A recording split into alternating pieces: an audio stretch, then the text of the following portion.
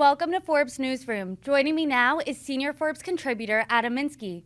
Adam, thank you so much for joining me. Thanks for having me. As we know, on Wednesday, President Biden made an announcement regarding his highly anticipated student loan forgiveness plan. Can you walk us through this plan and break down who qualifies for debt cancellation? Yes. So the plan calls for up to $20,000 in federal student loan cancellation. It's a two-tiered initiative. There's a $10,000 tier and there's a $20,000 tier. Borrowers who received Pell grants when they went to school will be eligible for up to the $20,000 figure, whereas borrowers who did not receive Pell grants will be eligible for the $10,000 in loan forgiveness. There are income caps for both tiers. Borrowers have to earn less than $125,000 per year if they were single, or less than $250,000 per year if they are married.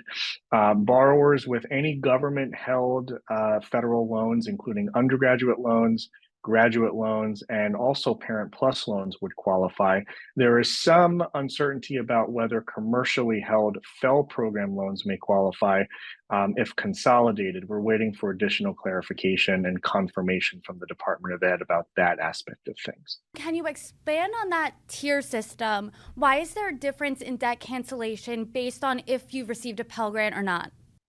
So Pell Grants are a type of federal financial aid that doesn't have to be repaid, and it's issued to lower income folks. And I think the idea behind the initiative is, we want to target greater relief to people who have less income, less means to pay back the debt. And so a Pell Grant is essentially an easy way for the Department of Education to identify lower income borrowers and then therefore award them the larger amount of loan forgiveness. Overall, how many people does this debt cancellation impact? Top education department officials have said that up to 20 million borrowers will become completely student debt free from this initiative. Of that, around 8 million borrowers may get automatic loan forgiveness without having to submit any form of application, because the Department of Ed will have sufficient income information on file to make those determinations automatically. Millions more on top of that will get some sort of reduction to their loan balance, even if they don't get complete cancellation. Can you specifically walk us through step by step of how borrowers will get their loans forgiven? So the process itself has not been completely spelled out by the Department of Education. What they have said is that for borrowers who already have income information on file with the Department of Ed, this largely relates to folks who are on an income-driven plan and either recently applied for one or recently recertified for their plan by submitting new and updated income information. They may not have to do anything at all, and they might just get their loans forgiven automatically. Borrowers who have not submitted income documentation either at all or recently will have to submit some form or some application. That application has not been released yet. The Department of Ed says that they're going to be rolling that out in the coming months prior to December 31st, which is now the new extended date of the payment pause. And I anticipate that we'll have more details on what that application is going to look like, what the process is, what the deadline is once that comes out. There's also a question about whether commercial Pell loans can qualify for this if consolidated. We are awaiting formal confirmation from the Department of Ed on that, including any associated deadlines for consolidation as well. President Biden yesterday did announce that there was going to be a payment pause extension. Can we anticipate that this is the last one because of the cancellation? I think we can. The Department of Ed did characterize this as the final extension. Now, in fairness, the administration has characterized prior extensions as the final extension, only to extend it yet again.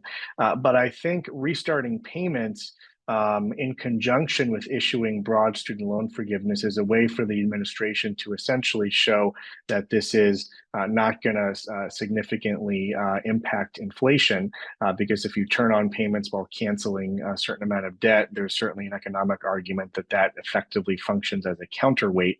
That being said, it's been extended so many times that it's hard to know for sure what's going to happen. But I would take the administration's word for it that this is the final extension. And we've seen inflation hit a 40-year high in recent months, as recently as over the summer. Can you anticipate that this plan will negatively impact inflation?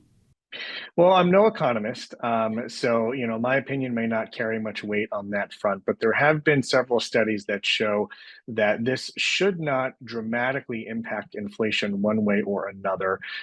In part because, again, restarting payments will function as a counterweight to eliminating debt. The other thing as well to keep in mind is that unlike stimulus checks or PPP funding, no one's getting a check in the mail that they'll then be able to go and spend on consumer products or housing. This will impact some people's monthly payments, but other people's monthly payments will turn on when they've been turned off for so long. So again, it can function as essentially a neutral outcome. At least that's what I think some economists in the administration are saying.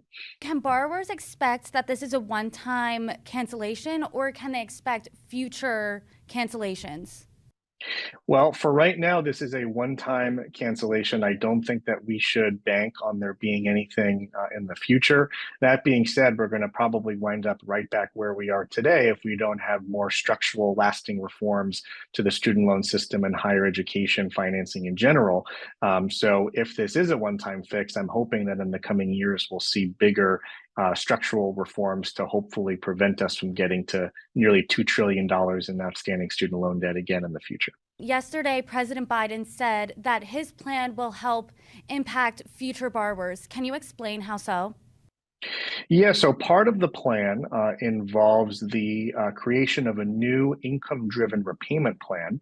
The details of that are pretty sparse right now. They have to draft new regulations on that, and we probably won't have a lot of detail on that until sometime next year, and it won't be effective until next year, but it may cut certain borrowers' payments down significantly, as low as 50% below what they might be paying under the current income-driven plans. It also expands a poverty exemption under the plans, which means if you're earning below a certain amount, you might not have any student loan payment. And so that's expected to, at least for a portion of outstanding student loan borrowers, could dramatically lower their monthly payment obligations once that payment plan is active. How much is President Biden's student loan forgiveness program going to cost each individual taxpayer? I don't have that figure in front of me. I don't know. I also, think that it's one of those things where it's not as if a taxpayer is going to have to fork over money to cover this. I think that's a misconception. It's more about debt payments that aren't going to be received by the government. And to be frank, a lot of those student debt payments were not going to be received by the government anyway, because borrowers either weren't in a position to pay or are in types of plans that don't necessarily require them to pay. So I think it's difficult to assess what a per taxpayer cost would actually be in a very real way. The response to President Biden's announcement has been mixed. Obviously, he said yesterday this isn't going to please everyone.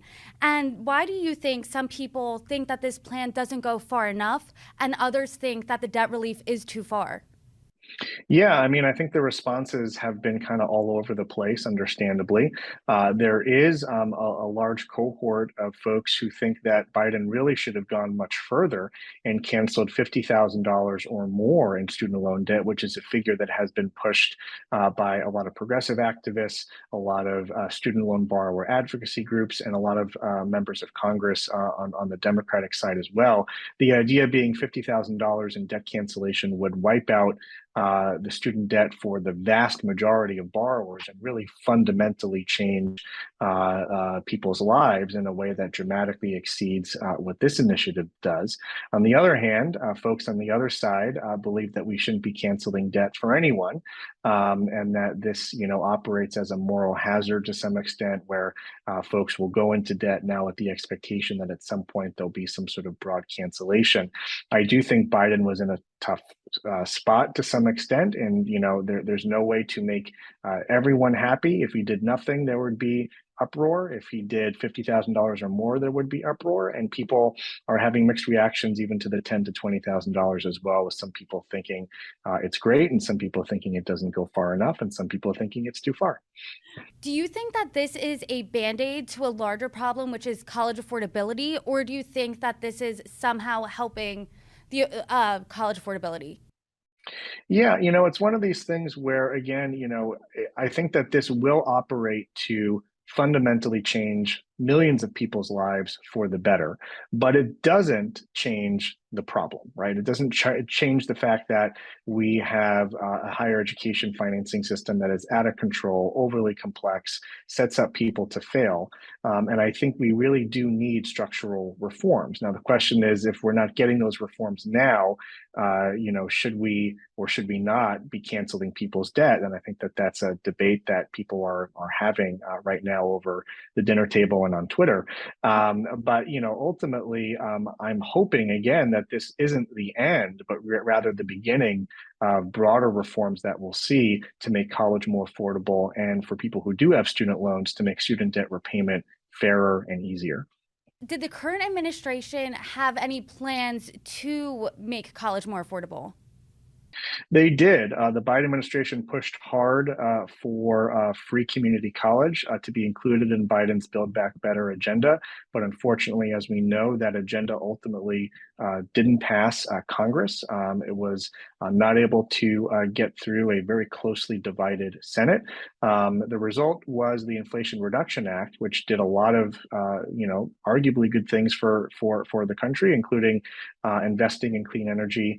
But absent from that was the higher education reforms that I think a lot of Democrats wanted to see.